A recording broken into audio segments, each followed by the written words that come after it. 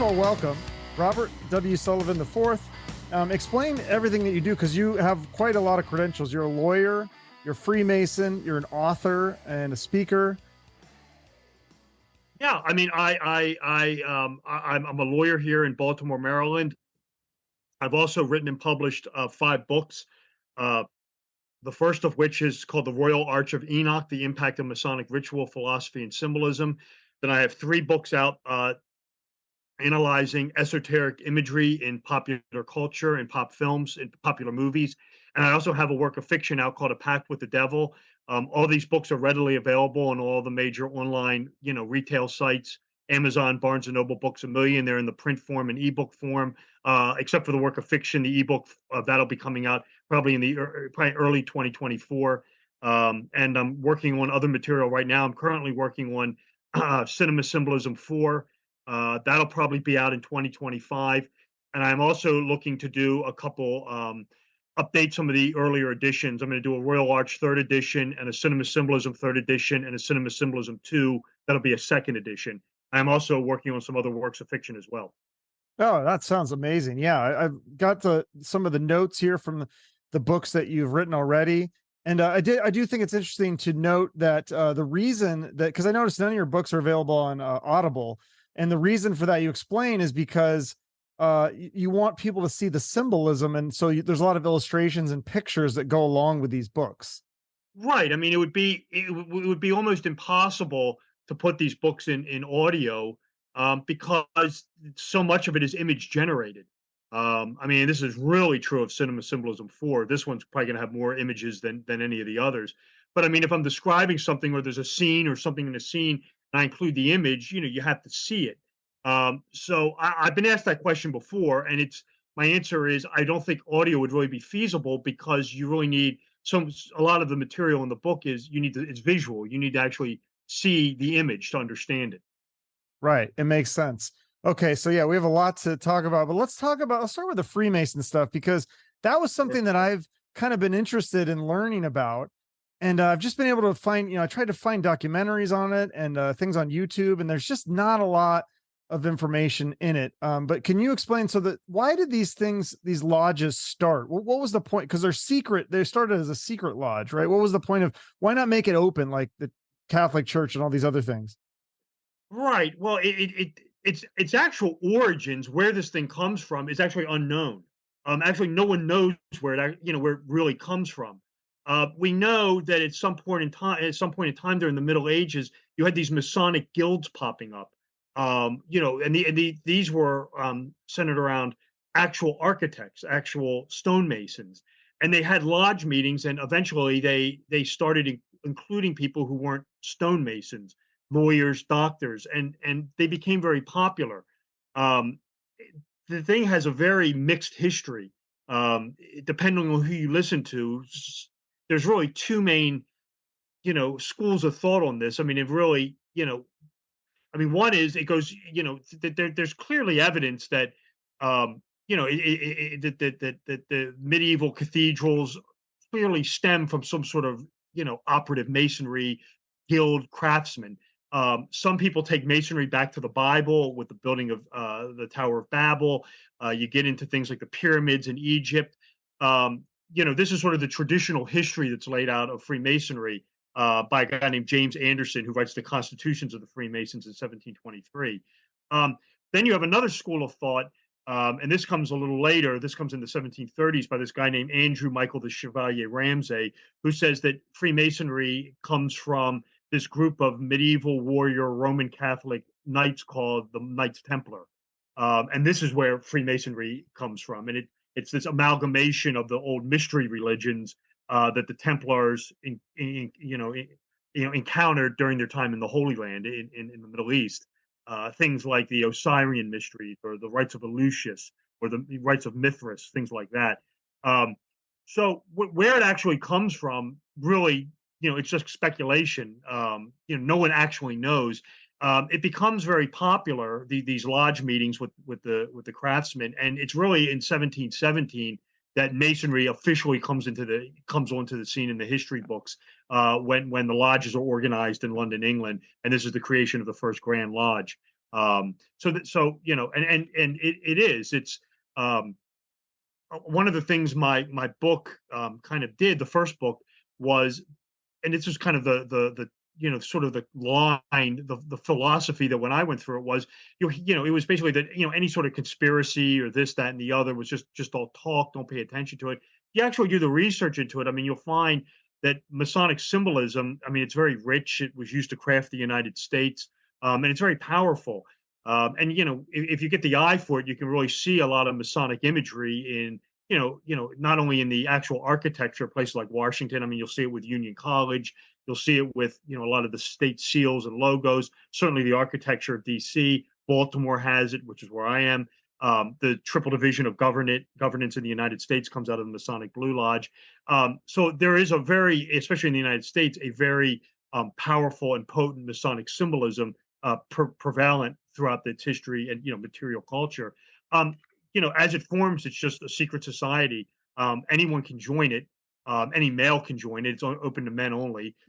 The only real criteria to join it is you have to believe in a supreme being. You can't be atheists. You can't be an atheist. So essentially, if you're not an atheist, you can join Freemasonry. And like I said, it just conducts all its meetings in secret, and it's just been that way since time immemorial. So nobody knows who is at the top of this, because right, there's an initiation ceremony, and then there's different levels. Like, you don't know everything depending on what level you're at. You don't know all the different things at the top. There's secrets that you don't get, that aren't revealed to you until you become that highest level Freemason, right? Well, sort of. Yeah, yes and no. I mean, when you join a Blue Lodge, you go through the first 3 degrees, which is entered apprentice, fellowcraft, master mason. After that, there are 2 high degree bodies that are open to you in the United States, at any rate: the York Rite and the Scottish Rite, which essentially continues the Masonic education, your Masonic education. And you're correct. I mean, if you didn't do those lodges, or if you didn't join those higher degree bodies, yeah, I mean, there's things that wouldn't be, you wouldn't know if you didn't join them. I mean, you might have heard, you might have read a book on it or something, but I mean, you wouldn't have gone through the ritual. I mean, and this is sort of what I write, my book. This is one of the things that, sort of this, what I get into in my book is one of the things that I think really makes the high degrees so important is, and this is again really sort of the main thesis of the first book is the high degrees, the York Rite and the Scottish Rite sort of finish the Masonic story. When you get into the Blue Lodge, the whole thing revolves around this thing called the lost word of a Master Mason. The 3rd degree ritual is about this architect of Solomon's Temple named Hiram Abiff, and he possesses something known as the Tetragrammaton, which is the name of God. Make a long story short, he's murdered by 3 fellowcrafts, and the word is lost. Hence, the lost word of a Master Mason. And this is, of course, what all the Blue Lodge Masons are always running around looking for: this lost word of a Master Mason. If you get into the high degree bodies, the word is actually recovered. It's found. And it's actually at the very end of it's actually the highest degree in Masonry. It's the 13th of the Scottish Rite, the 7th in the York Rite, where this lost word of a Master Mason is finally located. And it's sort of the end of the Masonic story. It's kind of like the Holy Grail being found, or, the quest for the Golden Fleece, what have you. Of course, if you didn't go through the high degrees, this would be unavailable to you. So in that aspect, yeah, that's true. And again, this is sort of what I wrote the first book about, because it really, when you look at it and you analyze it, this high degree body called the Royal Arch of Enoch is really what I would describe as the ritual that the United States, by and large, is being crafted around. Right, because the people that founded this country were all Freemasons, right? Yeah, most of them were. Most of them were Freemasons. Certainly, a lot of the founding fathers, the signers of the Declaration of Independence, were. A lot of the signers of the United States Constitution were. The guy who really takes it and runs with it is a guy who comes after Washington, a guy named DeWitt Clinton. He's the former mayor of New York. He's the former governor of New York State. He's really the guy who uses Freemasonry to craft the nation around, or vice versa. He uses Freemasonry to essentially create the two-party political system that we have. He's really the guy, more than the others, I would say, except for maybe Washington, who is sort of like the Masonic godfather of the country. It's really Clinton, who is, is the driving force behind Masonry turning the United States into a, quote unquote Masonic republic. So there's not somebody at the top or council at the top that's running all these lodges, like is in charge of the whole thing. No, no, that's a fallacy, because in the United States there's no central Grand Lodge. The Each state is of runs itself. There's no like Grand Lodge of the United States with someone over them. Each state is run by a Grand Lodge. So I'm here in Baltimore, Maryland, so I'm under the aegis of the Maryland Grand Lodge. The Pennsylvania Grand Lodge has no authority over me. Now, it could recommend something to the Maryland Grand Lodge, but each lodge of each state runs the state independently, and is answerable to no one above and beyond that. And again, there's no relation. I mean, there's a relation, but there's no authority with the Grand Lodges in England. That was all broken off in 1776. So outside of the state Grand Lodge, there's no higher thing other than that. Okay, so then explain the connection with the Illuminati, because that's something that word gets thrown around a lot, and all these conspiracy theories.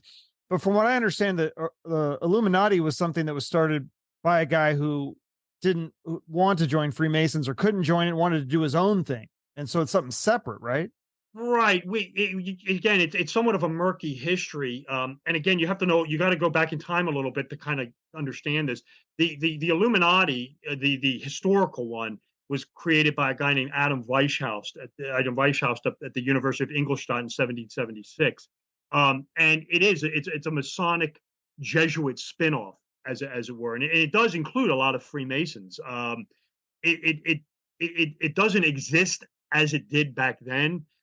If you want to say it has reemerged, the closest thing you could probably find to it, and there is some compelling evidence with this, is that it's Skull and Bones at Yale University. That's probably the closest thing you would find in modern day to the Bavarian Illuminati.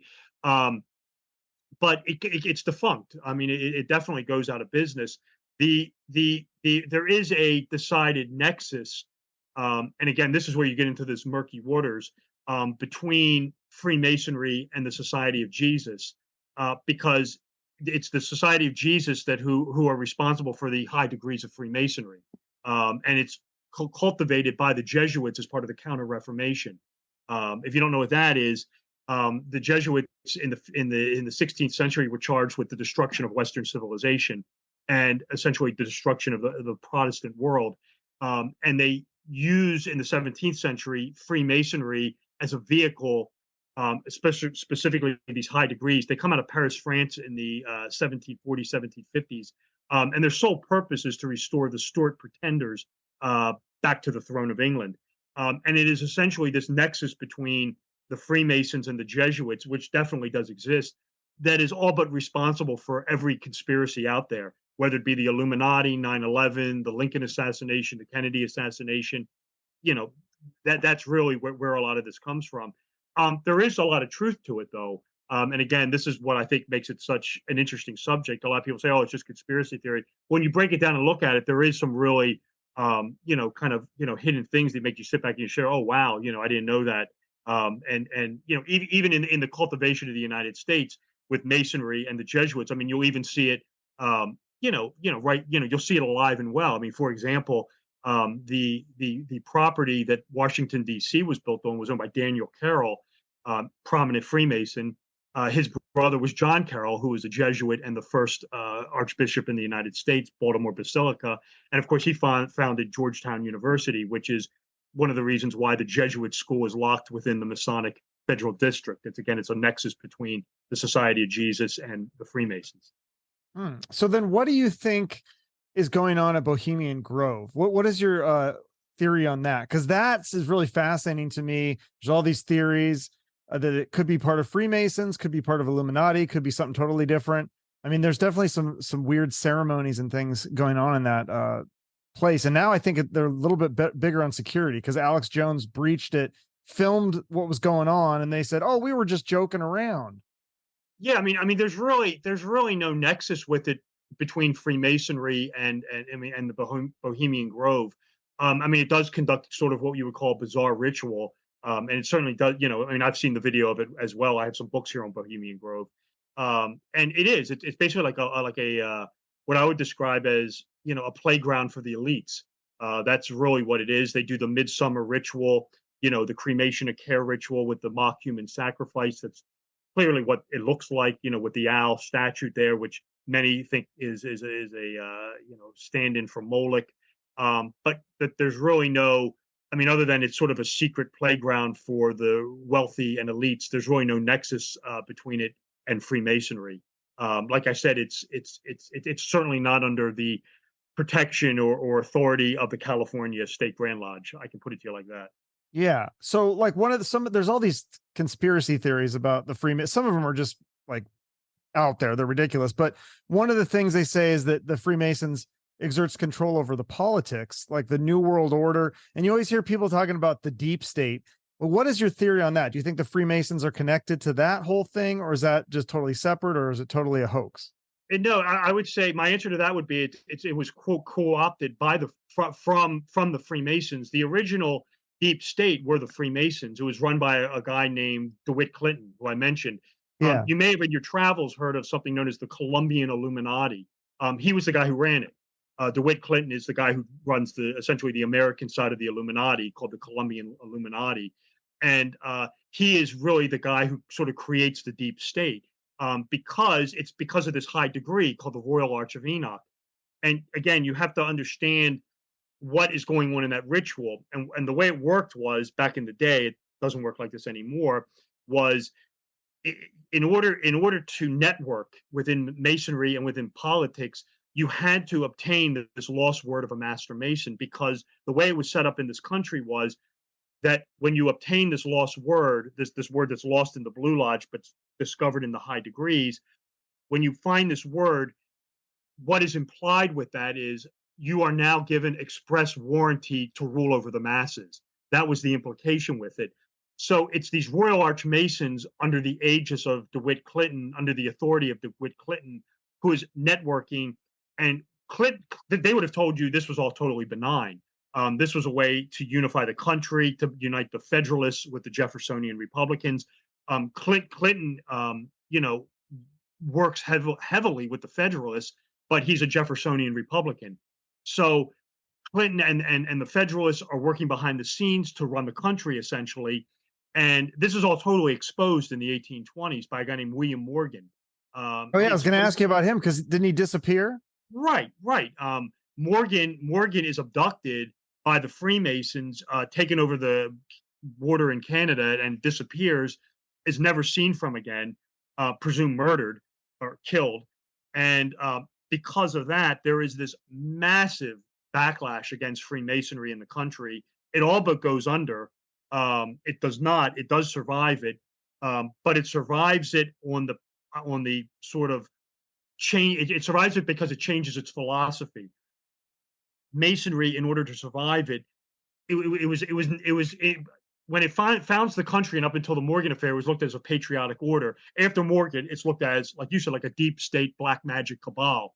So one of the ways Masonry distanced itself from that is it purges itself of any notion that it has anything to do with the mystery religions, Hermeticism, the occult, you know, Kabbalah, alchemy. It of course does, but it says, oh, you know, we don't have anything to do with that. You know, with that, we're just a charity, a fraternal organization that helps widows and orphans.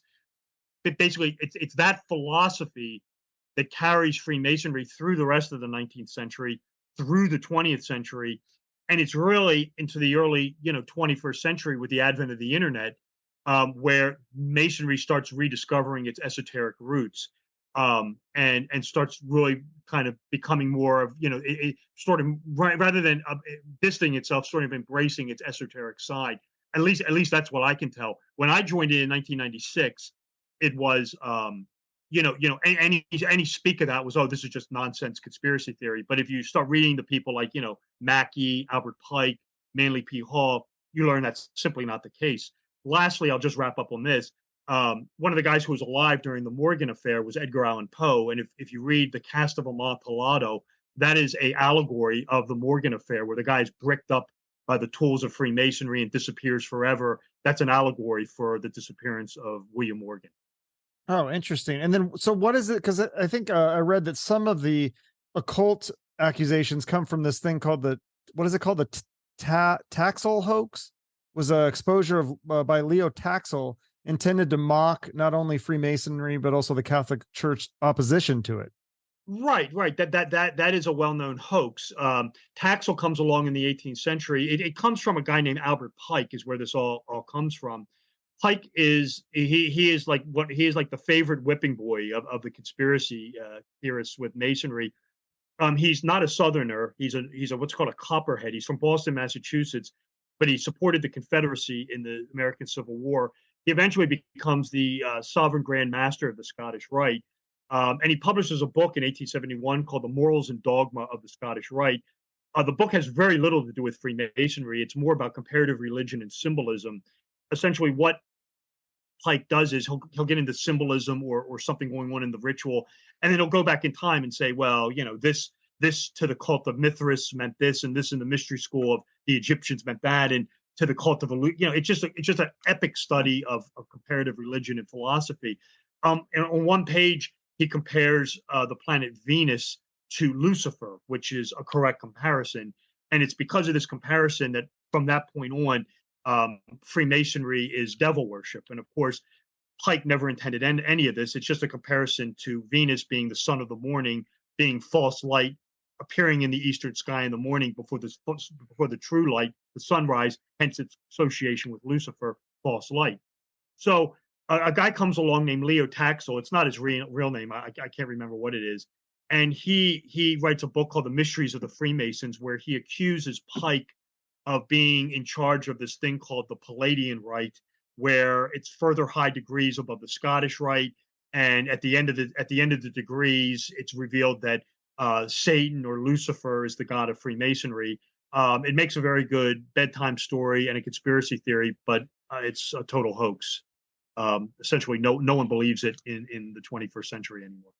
Yeah. So what the only thing I know, because there's not a lot obviously on the internet that I could find, because you are still a secret society, right? There's some things you can't reveal. But what I did find video of was a guy talking about he left the Freemason. He thought the same thing. He thought it was a cult. He thought it was against the Christian religion. He was a Christian. And he said something about like, so the initiation ceremony, they put you in this robe and there's a sword, and a sword is pointed at your left breast or something. And you have to swear that you will keep everything within the lodge or something. And that like freaked him out or something. Is that kind of like the ceremony though? Yeah, it's no different. When I joined the lodge in 1996, I had joined a fraternity house a few years earlier at Gettysburg College, and coincidentally, I guess maybe not coincidentally, the fraternity house I was in was Lambda Chi Alpha at Gettysburg College, and the guy at Lambda Chi who had crafted the initiation ritual for Lambda Chi, not only was his name Mason. He was actually a Freemason. So I had gone through the ritual at Lambda Chi, and when I joined the Masonic Lodge, you could see where he got inspiration from, because so many of the college fraternity rituals are based on Masonry. And yeah, it's as you would imagine. You're brought into, it's darkened. This is all meant for theatrics and to leave a lasting impression. It's candlelight. You're brought in. You're led around. You're blindfolded. And it's meant to leave an impression. I have talked to other people who are Christians and have said the same thing. They said, I went through the ritual, it was too esoteric for me, it was too occult, and I didn't want to do anymore. Again, to each their own, whatever. I know Christians who are in Masonry who have no problem with it. In fact, in the York Rite, you cannot become, the highest degree in the York Rite is the Knights Templar. And you can't actually join the Knights Templar unless you are a Christian. That's one of the unique anomalies with with the Knights Templar. Most of Masonry is deistic. You just have to believe in a supreme being. The Knights Templar is an exception to that. You actually have to be a Christian exalted to the Holy Royal Arch in order to join the Templars. So again, it's just your flavor of Christianity. Some have a problem with it, some don't. Whatever. Yeah. Well, I'm just so fascinated by these secret societies I don't know if you ever saw the Simpsons episode where the stone cutters. Did you ever see that one? Oh yeah, I mean that song, that Stonecutters song, has been my bumper music on many a show. Yeah, I mean, I would love to think that is real, that if I join the society, I can go down a secret tunnel and I don't have to go sit in traffic. I mean, that sounds amazing. Like, Yeah, yeah. There's nothing like that. I was on a show, and I mean, it's. I mean, when you join a lodge, you're going to meet a lot of eclectic people. I mean, and if you need a plumber, I'm sure, or whatever, there might be one in your lodge who can help you out. I'm a lawyer. I've never had any situation where like a judge was in my lodge and I had some sort of secret thing that made the case go my way. I've never had anything like that. But I mean, I wouldn't join the lodge for that reason. But yeah, I mean, you're gonna if you when you join, I mean, you're gonna meet a lot of eclectic people. That's for certain. so what do you think, if it's not Freemasons, and maybe it is or it isn't Illuminati, or it's an offshoot of Illuminati? What do you think? Like all these giant rich billionaire CEOs, like, are they in some club? Like maybe we don't even know the name of it. Maybe it's something that's so secretive that people don't even know what it's called. Yeah, there are globalist organizations. I mean, you have things like the Trilateral Commission, Skull and Bones at Yale. That's an interesting one because there, like I said, there is documentation with that is kind of a reinvention of the Illuminati. I mean, people have to remember the Illuminati started at a university. It was the University of Ingolstadt, and that's where Weishaupt was a professor. And of course, Skull and Bones is at Yale, so you definitely have a parallel there. And then of course you had this one now with like Davos, where it's kind of like almost out in the open.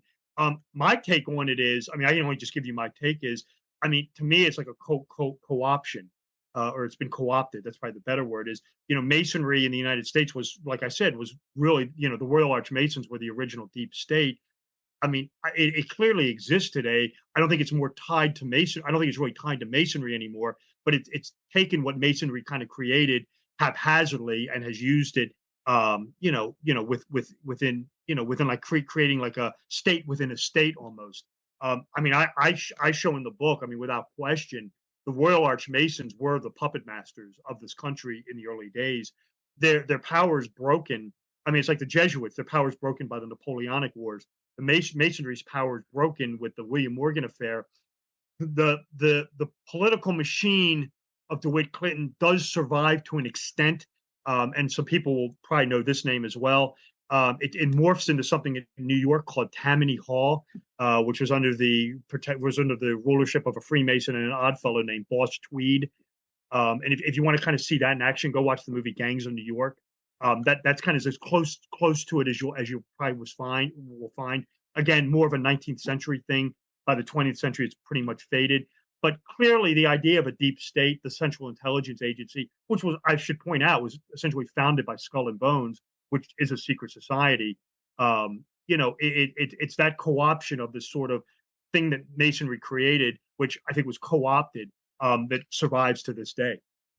Yeah. Well, then let's talk about, we kind of move into the movies a little bit here because this is a good transition with the movie. One of my favorite movies, which I know you've talked about it, so you must enjoy it too, is Eyes Wide Shut with Kubrick. Like, I looked at that movie and I was like, wow, this is crazy. But I think when I saw it in whenever it came out in 98 or something, I just thought, oh, this is a fictional, kind of like interesting movie. But now I look at that stuff and I go, is that stuff real? Like, is there really parties like that where I feel like there might be some truth in some of those things. Oh, sure. I mean, Kubrick is one of my favorite filmmakers. Yeah, there's a lot going on in that movie. Probably not as much as something like The Shining and maybe some of his other stuff. Very interesting character, Kubrick was. But yeah, when you get into Eyes Wide Shut, I mean, it really begs the question: is this some sort of documentary? I mean, clearly, there is esoteric, maybe not esoteric undertones in the movie. Maybe that's a better word. Where one of the things that he does that he really plays around with in this movie is the Christmas lights. Whenever there's sort of this, presented on the screen, whether it be pedophilia, drug addiction, alcoholism, homelessness, it's always accompanied prostitution. It's always accompanied with these really glaring Christmas lights. And it's not the little white soft ones. It's, the big, bright orange, purple, red, blue ones. And what Kubrick does there is he is subconsciously attaching this in your mind to sort of these ills that plague humanity. But then when you get to the Illuminati sort of secret society, you'll notice that oh, the Christmas lights are gone. And that's done intentionally by Kubrick. What he's kind of trying to show you is that, forget about the stuff I just showed you with the Christmas lights. This is where the real evil is with these, secret groups working behind the scene. Yeah, I mean, Kubrick's into repetition. I mean, and he just can't, he just doesn't escape it. I mean, it's really in The Shining. I mean, you have repetition in Eyes Wide Shut with the red floor that resurfaces as the red pool table at the end. You got the women doing the magic circle, red cloak. That's a magic ceremony he's doing. He's casting the circle left-handed. He's going counterclockwise. That's known as Bittershins. That's black magic. And at the end, when they're in the FAO Schwartz, you're going to see the game on the shelf, the magic, whatever it is, magic circle or something like that. Kubrick is constantly using repetition in his movies. That's an art of memory trick. Mnemonic repetition is one of the most common ones. So yeah, I mean, Eyes Wide Shut, interesting movie. This is something I'm working on in the new book. There's a lot of interesting syncs with numbers and movies and curses. Eyes Wide Shut was released on July 16th, 1999. That's this, and I believe this is linked. That's actually the same day that John F. Kennedy Jr. died. Interestingly enough. So yeah, a lot of syncs with Kubrick. Very interesting character, and I'm a huge fan of his work. Yeah, explain this sync thing, because I heard you on Sam Tripoli's podcast. I think that's how I found you. Which is like, I mean, and you guys really go into it with a deep dive with all the numbers that are connected. And you talk about how a lot of these numbers, this originated in, was it Aleister Crowley's book? Yeah. Yeah. Yeah. I mean, it's really for me, Chuck, this is without question the most interesting thing I've ever looked at, and have examined. And it's a little bit of a backstory. I'll try to go into it as briefly as I can. You have to be familiar with something known as solar ages, the procession of the equinoxes, the age of Pisces, the age of Aquarius. It all goes back in time, and I'm still researching this. What I've been led to believe is that there was a Native American death hex put on L. Frank Baum, who was the author of The Wizard of Oz. And the reason I believe for this death curse was after the Battle of Wounded Knee, Baum, who wrote The Wizard of Oz, he wrote the novel, called for the genocide of the Native Americans. And I believe at some point in time, likely with the Cherokee, maybe the Navajo, a skinwalker put a death curse on him and his family. What year would this have been? This would have been like the late 1890s, early 20th century, probably somewhere in there. What I've led to believe, though, is for whatever reason, this curse sort of remained inactive. It's dormant. And it doesn't become kinetic until The Wizard of Oz is being made into a movie in 38, 39.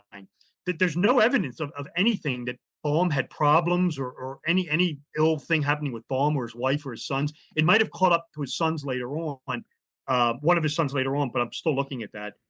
But it's really in 38, 39 that this thing becomes kinetic with The Wizard of Oz. Why The Wizard of Oz? This is where this thing really starts to take, this really screwball thing with it. There's a British occultist named Aleister Crowley, who in 1904 had this conversation with this thing called Awaz, this guardian angel who predicted this thing called the Aeon of Horus. And if you read Crowley, and believe me, he can be very dense, the age of Horus is synonymous with this thing called the age of Aquarius. It has to do with the sun changing houses, where it's been every 2,000 years. So, for example, we just left Pisces, which is Christianity. The worship of the sun takes on the personality of the house it's in for the last 2,000 years. So, of course, Pisces is Christianity. Feet worship, feet cleaning. Pisces was the feet. Christ feeds his followers with the two fishes, fisher of men, water symbolism all over the place. Christianity syncs with Pisces. Well, Crowley gets into this and he says, well, what is this new age of Horus, this new age of Aquarius? What is it? And what's its worship and what's its God? Christ was the sun god of Pisces. What's the sun god of Aquarius? And he answers it. And he says the sun god of Aquarius is this thing called Baphomet. It's the god of the Knights Templar. It's the goat-headed god. And he gives it a number. And he tells you how he gets its number. And it's 77 is this thing's number. And he gets it through something known as gematria, through Hebrew gematria. And And then he also gives another number. He says this is the grand killing number, and it's the number 42. What makes those two numbers so unique is those two numbers are literally the Wizard of Oz, because 42 is the rainbow, as in you can only see a rainbow at a 42-degree angle, and 77 is Oz. It's the name of the goat of Mendes. 77 in Hebrew gematria is O-Z, A-Z, he goat, Oz.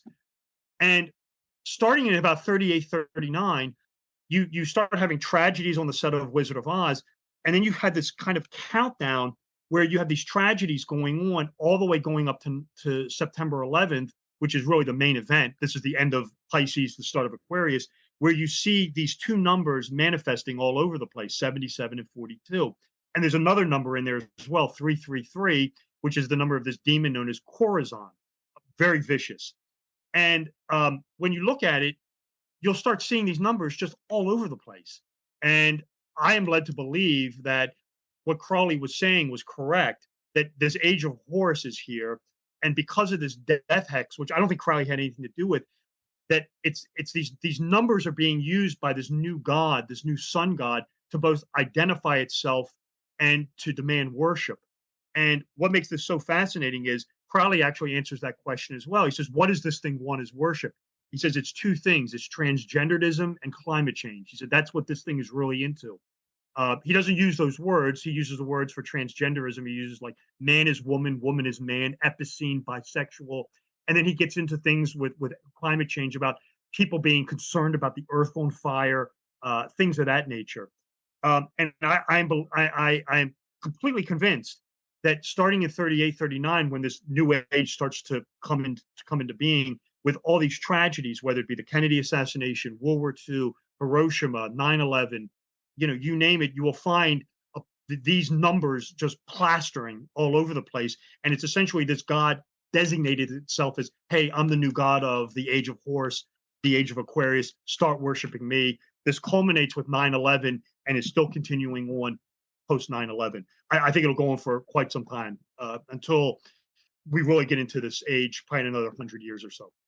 Yeah. So I've heard you break down some of where you find the numbers and the way you do it. It's interesting. Do you, and I know you don't want to reveal all the way, the methodology behind that, but is I could do that. Oh, Go ahead. Ask your question though. no, I was just going to say, like, is it statistically significant? Like, do you plug in other numbers to that methodology? And like my birthday, 16, would you put 16 and try this methodology and go, okay, well, 16 only shows up like 4 times, but the other ones, the 77 and 42 are much more so than 16 or 9 or 14 or whatever. Right. The way my methodology for doing it is you look at the event, and a lot of times the number will just stand out. I mean, the number will just stand out. Those numbers will just stand out. You really don't have to. I mean, they're just there. You use things like gematria, people's names, the titles of things, dates will produce these numbers. There's 4 methods of gematria: ordinal, reverse ordinal, Pythagorean reduction, and reverse Pythagorean reduction. All 4 of those are legitimate. They're very easy to explain. Ordinal is A is 1, B is 2, Y is 25, Z is 26. Reverse ordinal is just that, backwards, where A is 26, B is 25, Z would be 1. And then you get into the Pythagorean method, where the first 9 letters stay the same. So A is 1, B is 2. You get all the way up to J, which is 10.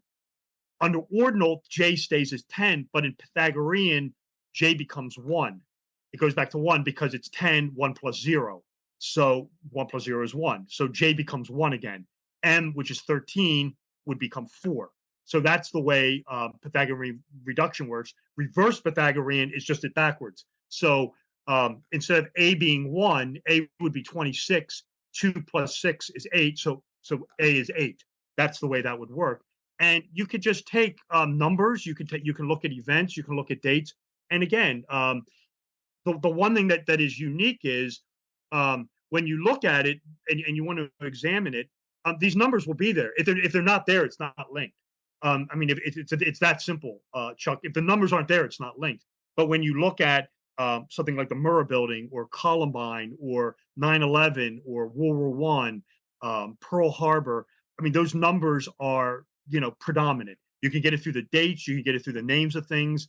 I mean, like, for example, I mean, I'd have to pull the document up because I can't remember it, but I think it's, if you use the Pythagorean method, the name, The Wizard of Oz, the title of the movie, the title of the book, has a value of 77. Over the Rainbow has a value of 77. So when you start plugging it in, these numbers will start hitting a lot. And that's when you know you're on the right track. And so what is the theory behind this entity or a demon or whatever it is using these numbers to kind of like wink at us, or to kind of like tease us or taunt us? Or why doesn't it just show itself in another form and rise? Or does it not have the power to do that? Or what is the theory behind that? This is the way it's doing it. This is the way it's using these numbers, because the number is a number and it can't be argued with. And it's using these numbers to designate itself. That's the best way I can do it, to describe it. It's using its numbers to designate itself, to identify itself, to let you know it's here. The one thing, if you read Crowley, and he gets into this, I mean, like I said, read, when this thing was dictated to him by this holy guardian angel, Awas, I mean, the one thing he says is, that this, why is this number always associated with like bloodshed and tragedy? And he answers that question in the Book of the Law. It said this new god is a bloodthirsty monster, essentially. So it's no wonder. I mean, one of the things he says is it'll give humankind a war machine. This has been interpreted as the nuclear bomb. And again, what I believe is it's these numbers that pop up in these, or turn up in these tragedies, starting around 38, 39 with the Wizard of Oz, being made, and it continues on, and it continues all the way up to 9/11, and then has been continuing on post 9/11. I think it will continue on until we are well out of Pisces and this thing gets its worship proper. Otherwise, I think this thing's going to start, keep killing people. And like I said, I'm still looking at this because it's still playing out. But I guarantee you that the Israeli conflict will have these numbers in it. The Ukrainian conflict clearly will. The one that we just had in Lewiston, Maine, 42 and 77 are all over the place on that thing. And it's the way of saying, hey, I'm here. I'm kind of the spiritual force behind these things. Well, and you said this is interesting because you tie Kobe Bryant's death into some of this too. Now, why him? Absolutely. Was he interested in the occult, or why was he a victim of this? It's not. I don't think it's him being involved with the cult. It's numbers. That this thing is a numbered based. This curse that I believe originated with the Native Americans. This is almost like a side effect of this curse. And like I said, what makes this thing so unique is that it latched on to Crowley's gematria with these two numbers, 77 and 42, which are the Wizard of Oz, which is Baum's stories. It revolves around numbers more than anything else. The thing that I find is if a person has these numbers around them, it's not good. And with Kobe Bryant, these two numbers, 77 and 42, are all over the place. Kubrick as well. I mean, I can put this thing around Kubrick. I can put it around Michael Jackson. I can put it around Robin Williams. I can put it around Lady Diana. And it's the numbers are what's dooming the person. And the best way I can describe it to you is, for me, it's like watching a lottery drawing. It's like if one number pops up, not so great. Two numbers pop up, you're maybe okay. Three numbers pop up, well, you better start worrying. Four numbers pop up, you're not good. And if that fifth number pops up, I mean, you're dead. And that's the way this thing works. So if you won the lottery and the numbers were like 77s and 42s, you should get rid of the money, because give it to me, right? Because it's cursed. It's funny you mention that. It's funny you mention that because it's not necessarily. I mean, it's like I said, if you're a fan, the one thing let me say this, and I'll tell two stories on this. There's one thing I left out on all of this, and this is what makes this death hex and this thing utterly macabre, and it's the most macabre thing I've ever looked at. When you look at all these tragedies, whatever it is, there's always some latent Wizard of Oz reference in there. whether it be Columbine or the Murrah building or 9/11, there's always this hidden little Wizard of Oz citation in there, whether it's to Ruby or, Ruby Ridge, Jack Ruby. There will always be some sort of allusion to either the Ruby Slippers, Yellow Brick Road, Wizard of Oz. There's always some little latent Wizard of Oz citation in there that makes this thing really morbid. And didn't Kobe Bryant dress as Wizard of Oz for his last Halloween? Right. I mean, this is what got into with Sam. I said, when I was looking at the Kobe Bryant stuff, you'll see the number 77 all over the place. You'll see the number 42. But I'm thinking to myself, well, there can't possibly be a Kobe Bryant Wizard of Oz reference in here. I Googled Kobe Bryant Wizard of Oz, and sure enough, at his last Halloween, him and his family costumed as the Wizard of Oz characters. Not good. Very bad. So, that would be like the fifth lottery ball, as it were. And then, of course, the helicopter that he was on, I'd have to go look this up. I'd have to pull it up again. But the number 77 was all around that, and he died like 7 months before his 42nd birthday. So, I mean, there's number 42. Oh. This kill curse. Crowley identifies this thing. He calls it the Dark Mother. This is the number 42. This is the kill number of this thing. And it's linked to 77 through the Wizard of Oz. It was funny, and I'll mention this. If you like the Wizard of Oz and you like listening to the soundtrack, I mean, I have the movie here on Blu-ray. I mean, you don't have to throw it away. I mean, if you have a Cookie Man, a Tin Man cookie jar in your kitchen, or a Wicked Witch cookie jar, you don't have to get rid of it. It doesn't seem to operate like that. It's more on numbers. I remember, and this is a true story, this was about 6 months, probably less than that, probably about 4 months ago, maybe 3. I was driving my car and I was driving to work, and it was either Monday or Wednesday morning. And I was approaching the railroad track, and I had to cross a railroad, the light rail, where on my way to work. And the thing comes down, the thing, because the train's going to go by it. And I remember sitting there thinking to myself, just about looking at some of these numbers. I remember saying to myself, if I'm on the right track here, give me a sign. Let me know, that I'm on the right track with these numbers, with this death hex. If not, don't give me a sign.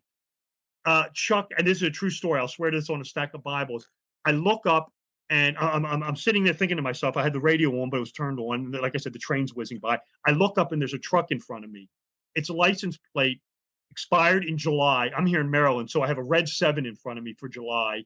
It expired like in 2025. 2 plus 5 is 7.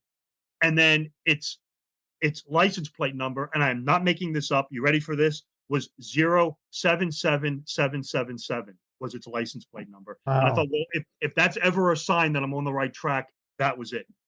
That's crazy. So what about the Wizard of Oz stuff is so fascinating. What about that whole Wizard of Oz, Pink Floyd, The Wall synchronicity thing? Is that part of this whole, or is that just a totally different coincidence? No, I don't think it is at all. There are things that carry this death hex forward, and I don't think it's like a subconscious thing. The thing with Dark Side of the Moon with Pink Floyd, what makes that interesting is, if you look at the cover of the album, it's the rainbow, of course. 42, that's the rainbow, perception of the rainbow. Dark Side of the Moon is 42 minutes long. I don't think a lot of people are aware of that. And of course, the idea is, if you sync this to the third lion roar of the MGM, and you sync this soundtrack to the Wizard of Oz, it releases, it reveals it's like, occult secrets. I've never tried it. I should try it. I've talked to people who have done it and say, yeah, it works perfectly. I've talked to other people who said, not so much.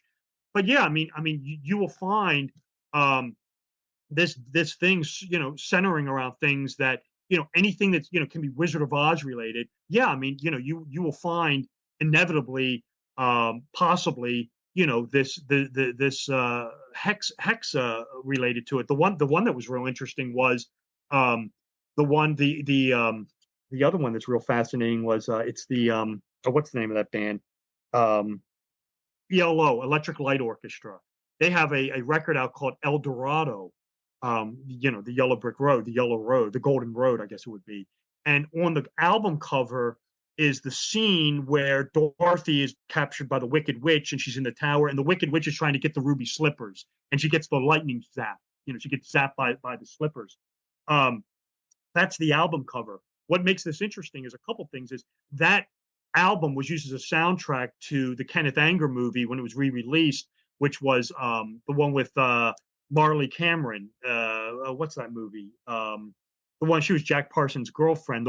This is the whole Aleister Crowley Thelema movie.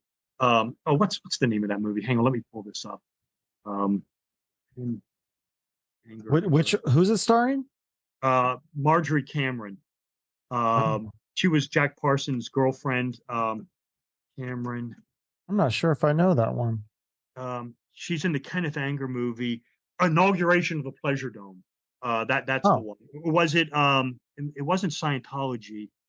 Um, yeah, I think it was Inauguration of the Pleasure Dome that was used as a soundtrack. But what makes that so unique is that that soundtrack, that image on on that album cover of the Wicked Witch getting zapped. That is exactly the 77th minute of the movie. And if you have the Blu-ray, which I do, it's scene 42 of all things.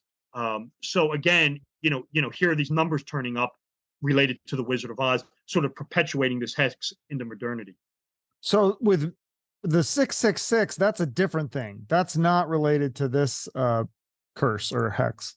No, well, the problem I have with 666 is that's really in antiquity the number of the sun. That's co-opted in the Book of Revelation. You say 666 to me, that's the number of the sun. That's the number of the magic cube, the sun's magic cube. So, yeah, I wouldn't read too much into 666. If you read Crowley, what Crowley does is if you look at like the number seven in the Bible and Islam, that's the high holy number is seven. I mean, that's irrefutable. Crowley, when he writes his works, after he gets this message from Awaz, he creates a new system of gematria and a new system of numbers. And he says, everything you knew before that's in the Bible, you can throw that out. He's like, that's the old age of Pisces. You can get rid of that. He said, this is the new system for this age of Horus, this age of Aquarius. If you read his work, I mean, here's the book. I mean, this is the one you want to take a look at. This is 777 and other Kabbalistic writings of Aleister Crowley. He gives you a new numeric system, and he says for the age of Horus, he said 7 is thoroughly evil, 77 is the goat of Mendes, sort of this bloodthirsty solar godhead, and 777 is thoroughly evil. 42 is the death hex, 333 is this demon Corazon. I mean, he gets into other numbers as well. Another major number, and this is 418. That's abrahadabra. That's the magic word of the New Age. 156 is the whore of Babylon. So, and what he specifically says, he says these numbers are important post 1904. For 1904, I don't care. This is all post 1904 for this new age of Horus, this new age of Aquarius. And how did he get this information? He did some sort of ritual or something like that, or right. That's right. He goes to Egypt with his wife, and he had adopted the number 666 as himself. And if you read Crowley again, he identifies it with the sun. He thought it was he did his astrology, and when he was born, I think the moon or something, the sun may have been ascendant in Leo. He saw Leo the lion as the beast of Revelation. Leo is the soul house of the sun. Sun is 666. He goes to Egypt with his wife. They go into the pyramids. His wife Rose knew nothing about the occult, and he starts she starts talking to him about how he's offended Horus, and he needs to go to this museum. He goes to this museum. He sees this thing called the engraving or the stele of Revelation. It's the sun god Horus. Its number is 666. He identifies it with the sun, with himself. And he goes back to his wife, and she says, you got to do these rituals. You were doing them wrong. Do them this way. And he does it. And finally, she says, if you go into your study for these 3 days, I think it's April, like 10th, 11th, 12th. I'd have to look. I have the book right here. You're gonna encounter this guardian angel of yours that you were trying to summon at Boliskin House a few years earlier, and it identifies itself as Awas, and it dictates to him this thing called the Book of the Law, Liber Elvi Legis. And this is sort of the mantra, the thelemic mantra of the New Age. Do what thou wilt, which is a numbered value, is 93. That's Awas's number also, is 93. And this is going to be the mantra through the whole age for this New Age. And he gets in there, and he said, and if you read the book, Crowley says, some of this stuff is prophecy. He says, I don't know what it means. He said, I'm writing it it's being dictated in 1904. But when you read it, I mean, yeah, you could definitely see some prophetic vision in there. He mentions things about twins. You think twin towers. He mentioned something called R.P. Stovall. This is thought to relate to Lee Harvey Oswald. He talks about, there's a couple other things in there. It's just escaping me right now. But he says, if you read this, keep it, look at it as a book of prophecy. And again, this is sort of the Bible of the New Age. From there on out, Crowley spends the rest of his life creating things for this New Age. He invents a tarot deck for this New Age called the Egyptian tarot deck. He writes a book about how to interpret this tarot deck called the Book of Thoth. He creates a gematria for this system for this New Age, which I just held up the book. And he analyzes stuff, and it's very complex. People have been oftentimes kind of ignored when they talk about Crowley. They like to talk about the things he did. If you really sit down and read this guy, what makes it really interesting now, looking back 100 years later, I mean, everything he was talking about is playing out. I mean, everything he talked about is happening or has happened. So this guy really must have been in touch with some dark force here. And I don't think the guy was a fraud at all. I think this guy was some sort of prophet of some kind. And like I said, everything he was talking about is now playing out right before our very eyes. It's amazing.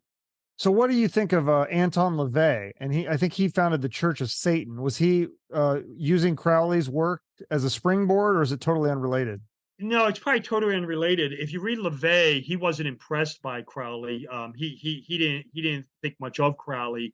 Lavey is a bit of a huckster. He's a bit of a showman. The church, the big issue with the church. Well, I mean, not the big issue. I mean, it's Lavey was kind of like Crowley in the aspect that neither one of them believed in the devil. I mean, I know that may sound funny to hear, but what Lavey basically was using Lucifer and the devil as a symbol of rebellion. I mean, it was essentially, a sort of a church of, people to explore things that society considered taboo. So in that aspect, they just used Lucifer or Satan as an emblem of rebellion. The book that Lavey wrote, the first one, the Satanic Bible, is based heavily. It's plagiarized by a book called Might is Right, by a guy who wrote anonymously or used a pen name called Ragnar Redbeard. If you read that, you're going to see a lot of stuff that Lavey plagiarized. There was a guy in the Church of Satan who kind of punked out Lavey in the 1970s called Michael Aquino, and he was in the Church of Satan. He came out and said Lavey was a fraud, had plagiarized all this stuff, and he creates this thing called the Temple of Set, which he says is, quote unquote, the real, satanic worship. Aquino's an interesting character because he was, I think, a colonel or something in the United States military, and he is the guy who always, for there being sort of the satanic cabal in the United States government, Aquino is the guy they always turn to with that. And Aquino is also, he did a lot of interviews in the late 70s and early 80s. By then, Lavey had kind of gotten out of it and was more, kind of just almost semi-retired. And Aquino was the guy who spawned the thing called the Satanic Panic of the 1980s, where people were believing or not believing or having these memories that there were these roaming, cults of Satanists abducting children, performing blood rituals. Whether it was true or not is debatable, but Aquino was always kind of sort of credited, not intentionally, but sort of being the force behind that, because of this Temple of Set.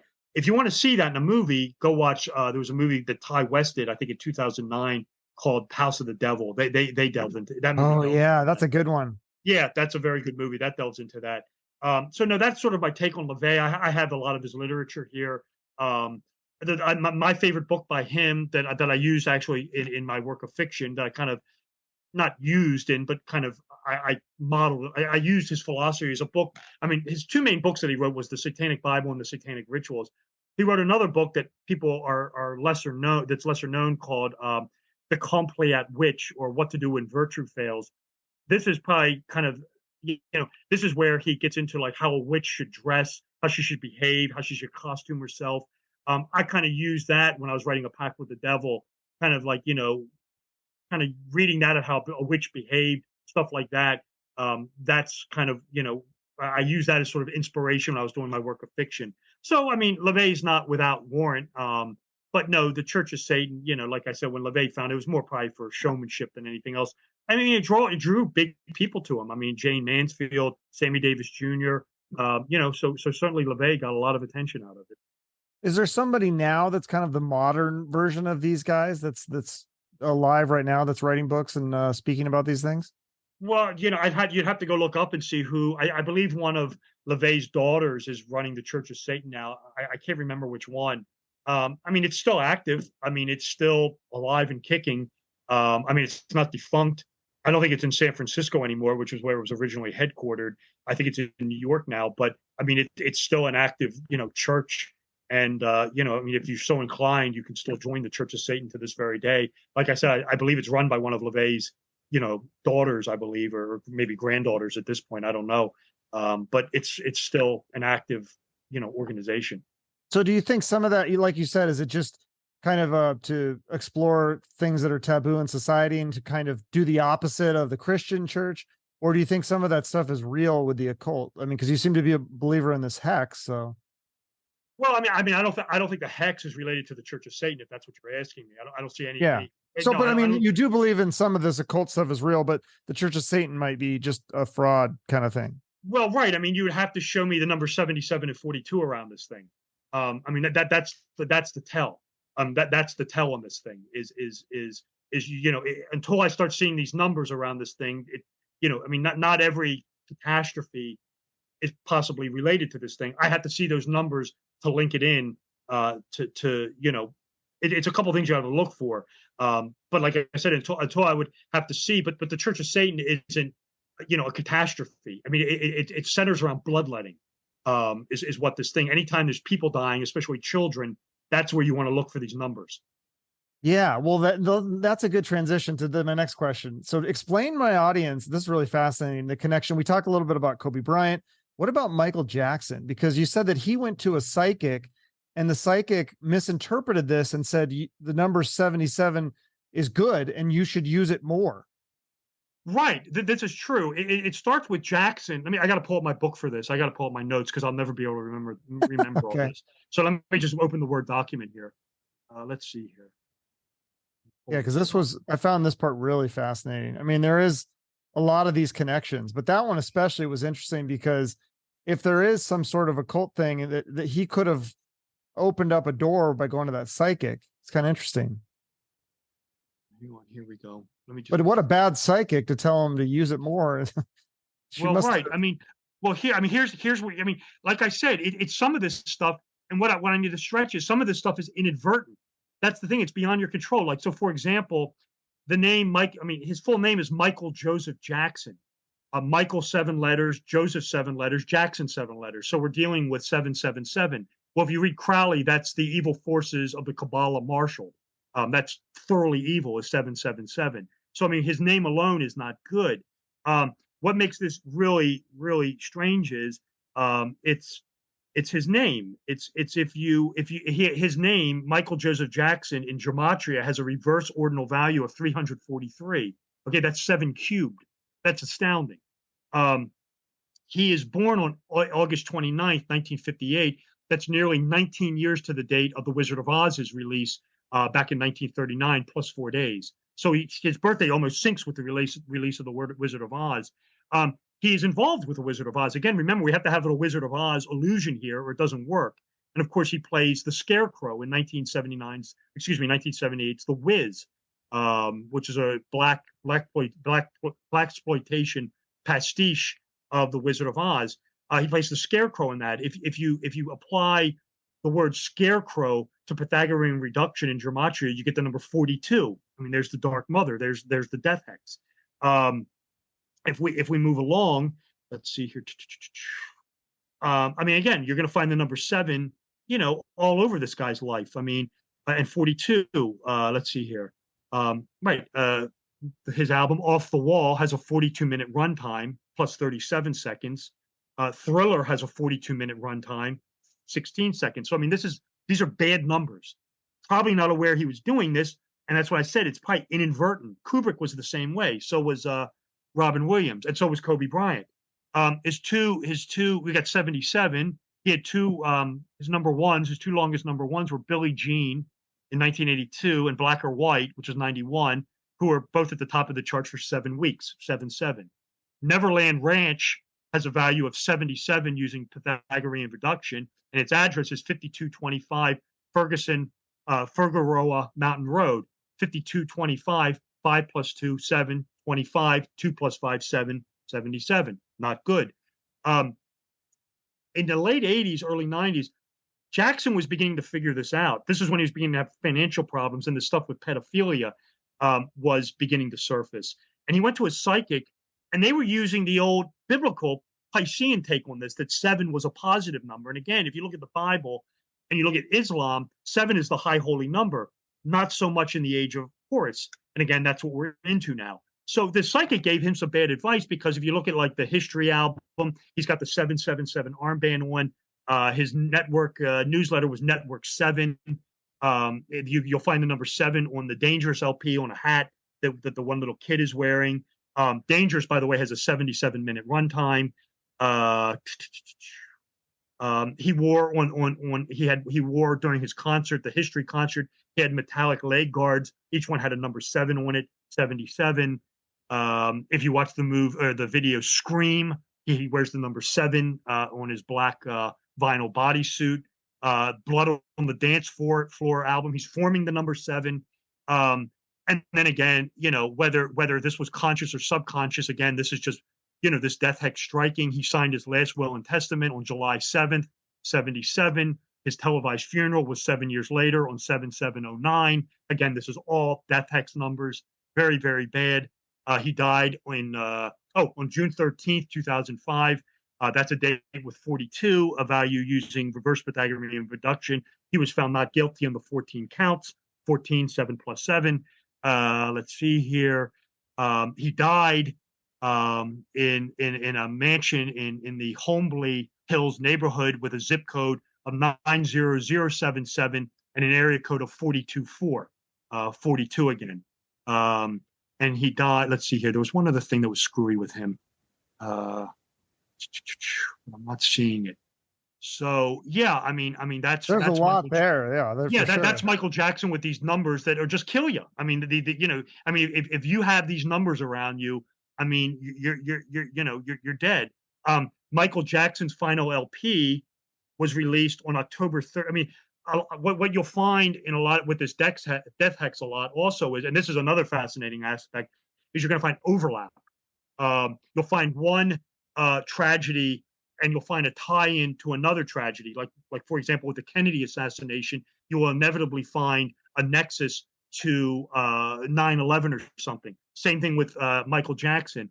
On 9/11, which was, obviously September 11th, 2001, it was 49 days later, which is 7 squared, on October 30th, which was my 30th birthday, which is he released his final album called Invincible. And Invincible has a 77-minute runtime. Very bad. I mean, this is just all 77s. This is all 42s. That's the kill number. And it's no wonder this guy is pushing up daisies at this point. So yeah, and then and another curse number. This doesn't really have to do with Crowley, but this comes from the Middle East. Is what's called the Curse of 39. I don't know if you've ever heard of that one. No. You have or have not? No, I've not heard of that. Oh, okay. Well, in the Middle East, there's a thing called the Curse of 39, which is never any good. It revolves around the number 39, and if the curse hits you, it has to do with you being famous, and a tragedy will strike you. And of course, with the Wizard of Oz, the Wizard of Oz was published in 1900, and the movie was released in 1939. 39 years later, Michael Jackson held 39 Guinness World Records. So again, we have the Curse of 39 there. What there's an interesting sync with this is, if you ever seen the movie The Exorcist. Oh yeah, with Linda Blair. If you ever been to the steps in Georgetown, they were originally called the Hitchcock Steps. They're now called the Exorcist Steps, but up until the movie came out, they were called the Hitchcock Steps. And why were they called the Hitchcock Steps? Hitchcock had an espionage thriller called the 39 Steps. And that's how they got their name, just as a reference. Of course, The Exorcist is the scariest movie ever made. And that's because it has Baphometic energy in it. What do I mean? Well, as you would probably agree with me, the staircase is a character in the movie, right there in Georgetown, in between Prospect and M. And of course, the steps have what else? 75 steps and 2 landings. 75 plus 2 is 77. So, again, this is, investing this movie with this bleak, terrifying Baphometic energies coming from the goat of Mendes. So yeah, this to me is the subject matter, is a big portion of my next book. And for me, Chuck, this is without question one of the most interesting things I've ever looked at. Yeah. Well, what about, I know that we can't break down all the movies that you talk about. People got to get the books, but can you just explain a little bit about the movie Lost Highway by David Lynch? I don't know if that's which book, if that's in the next one, or if you've already written about that, because that was such a bizarre movie. What is going on in there? There's some symbolism there. Oh yeah, that's a movie I broke down in the second book. Yeah, when you're dealing with Lynch, I wouldn't have time to get into it all right now, but when you're dealing with Lynch, you are dealing with heavy, heavy lifting. Without question, his movies, when I analyze one of his movies, it usually takes up a huge portion of the book. I did in Cinema Symbolism 3, I did Twin Peaks, and that was the whole TV series and whatever was the one movie, and then the new show. That just took forever. Lost Highway. It has to do with a lot of what Lost Highway revolves around is what's known as negative theology, and that is kind of, it's hard to explain, and I'll try to do it real quickly. It has to do with becoming. It ties into Gnosticism, but it's ultimately a theology that you can obtain divinity by becoming like anti-God. By doing the opposite of God, you become like God, because you can't know God. If you do opposite of God, you become like God. And this is sort of what Lost Highway revolves around, because you have the guy, the Bill Pullman character at the beginning, Freddie, I think it is, or whatever it is. I can't remember. Let me pull up the movie just so I can get these characters correct. Hang on 1 second. Yeah, because that movie was so. It's been a while since I've seen it, but boy, it's so. And then the actor in it is what's that guy? The famous actor in it that ended up literally killing his wife in real life. So, Robert Blake was the. Yeah, he's so creepy in that movie. Yeah, it's Pullman played Fred Madison, and he's a jerk. He's the guy who kills his wife, but then he goes to jail and he morphs into this guy named Pete Dayton. And the idea is, it's like I said, it's really an explanation of negative theology. It's by being a jerk and being a monster, he actually morphs into this very cool person, Pete. So it's the idea of negative theology. You'll find it in the philosophical works of this book called the works of the Pseudo Dionysius. It's part of the lost teachings of Christianity. But in Lynch, you are inevitably, whatever it is, whether it's Blue Velvet or Lost Highway, Twin Peaks, Eraserhead, you are always dealing with these heavy, heavy lifting of Gnostic, theological undercurrents that are highly, highly complex. And so what do you think all this stuff means? Like, is there something that we should be doing to fight this stuff, or is it just to recognize it and respect it? Or well, yeah, it depends on how it's being used. There's no one answer to this. I would always say, be conscious of it, but I don't, because a director decides to encode latent occult undercurrents, that doesn't make it evil per se. At least in my opinion. It could be. But again, you just have to look at each individual movie and just analyze it. Movies that, like 2 movies, and we won't have time to get into it, that are just overwrought with a lot of occult, esoteric themes, symbolisms. Are like Kubrick's The Shining, Black Swan by Darren Aronofsky. Darren Aronofsky is constantly overloading his films with stuff. Ari Aster, the same thing. But again, just because it's mystical in nature, in my opinion, that doesn't mean it's a negative attribute, or can be negative. It can be, but again, each movie has to be looked at, in my opinion, in an individual case study. Okay, awesome. Well, yeah, and there's 3 cinema books that you have out, and a 4th one is coming. Correct. There's Cinema Symbolism 1, 2, and 3. They're out. Part 4 is being worked on right now.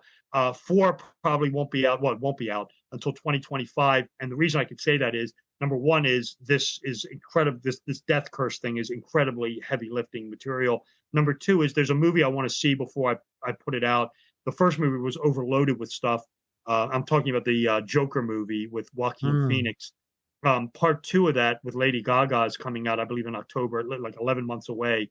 The first movie had all sorts of interesting imagery in it.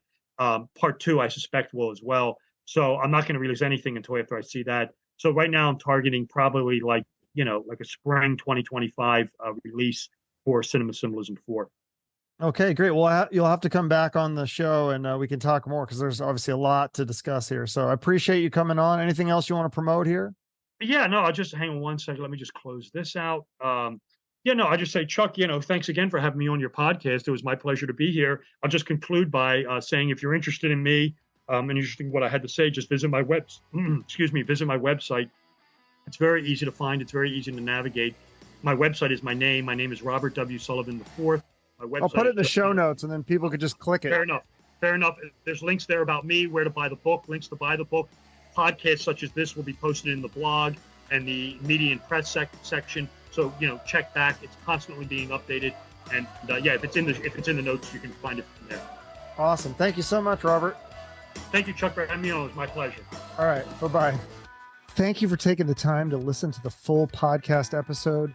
Please help support our guests by following them on social media and purchasing their products, whether it be a book, album, film, or other thing. And if you have a few extra dollars, please consider donating it to their favorite charity. If you want to support the show, you can like, share, and comment on this episode on social media and YouTube. And if you want to go the extra mile, you can give us a rating and review on Spotify, Apple Podcasts, or Google Podcasts. Finally, make sure you're subscribed to the show on YouTube for the video versions and other exclusive content. We appreciate your support. Have a great rest of your day and shoot for the moon.